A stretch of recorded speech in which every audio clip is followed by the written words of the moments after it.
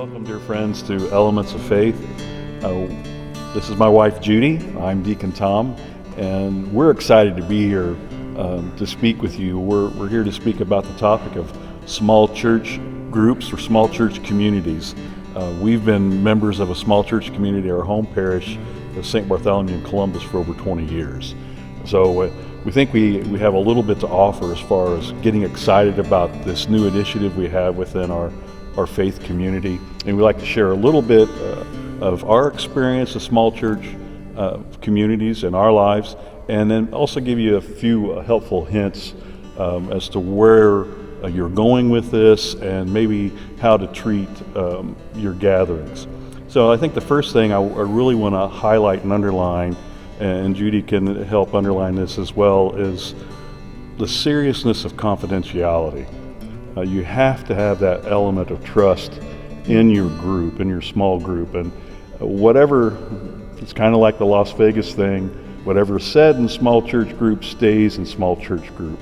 So respect that. It's going to free you up, and it's going to allow you to be more trusting, and your sharing is going to go deeper. Would you agree with that, Jude? Yes, I would definitely agree with that. It's very important. And you found that our small church group was very respectful of that, and you felt safe in that community. Yes, yes. So, and we stayed like I said, we've been in that community for over 20 years. We have a picture that hangs on our wall, and there's 4 couples in that picture. It was at the wedding of our son Ben and our daughter-in-law Lisa, and the 8 of us were all members, the 4 couples, all members of our small church community. And you just see the excitement was shared across all 4 couples, even though it was just our son's wedding. And that came about out of the intimacy and the trust that was born in that small church group through confidentiality. I think the other thing we want to talk about is duration of your group. It's slated right now for us to study 1 chapter a week out of Rediscover the Saints for 25 weeks. That's a long commitment, and Judy and I both appreciate that. My recommendation would be for you to meet once a week, currently on through Lent. If you could do that, make that commitment to your group. That's going to help you build community and build trust. And you would agree that that continuity is important? It's very important. It's very important to get to know each other. When we first started in small church communities, we had a couple of books, and the first one was to Come as you are.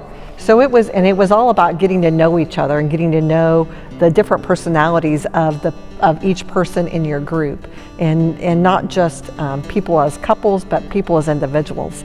And I think it's very important to get to know each other, and that way that will also make your faith sharing deeper and help you understand where the other person is coming from. And that's critical to your communication in your group, is being able to understand where each other are coming from.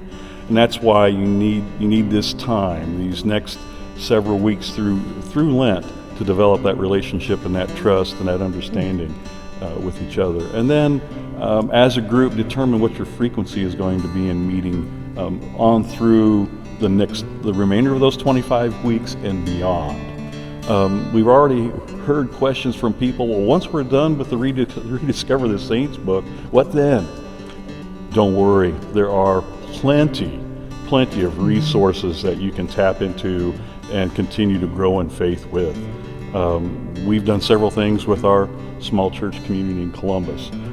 Catholicism, a series by Bishop Barron, is one of the things that we've done.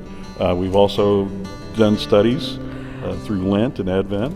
We've done that. We've also done the Emmaus Journey, which is a .org. They do a discussion for the weekly masses. It includes the Old Testament reading, the New Testament reading, and the Gospel. And then there are also questions that are included in that information. It also gives you instructions on how to handle it. There's an introduction into it as well. And it also gives you, as the group leader, an idea of how you should run the class. So that's always, that was one of our standbys. When we weren't doing a book, we were doing the readings for this coming week in Mass. It made you kind of pay a little bit more attention at Mass. And then when the homily came about, you were kind of like, that's interesting. This was what we talked about as a group, and this is what Father Mike is saying about the readings. So it was very, it's very educational. So there are plenty of resources available. If you get stuck, you're more than welcome to contact Father Mike, Sister Joan, Billy Cross, or myself, and we'll hear what your needs are and then try our best to steer you to a resource that's applicable to your needs and where you want to grow in your faith. I think one more thing to share is the facilitating duties of each group. As you get to know each other a little bit more, to start moving away from your current group leader and facilitating each and every discussion. Some of you may move from home to home. The thing to do is whoever is the home host for that particular session would also be the facilitator for your group. And that allows the facilitator to be a participant instead of a facilitator at each and every meeting. So you might look at sharing those kind of duties. So those are some of the helpful things that we want to offer. And again, the confidentiality thing is something that has to be respected and honored. And we hope you all the best. We're praying for you. We're excited that this is happening with our community, and we look forward to making the journey with you as small church communities in St. Joseph and St. Vincent parishes. God bless. God bless.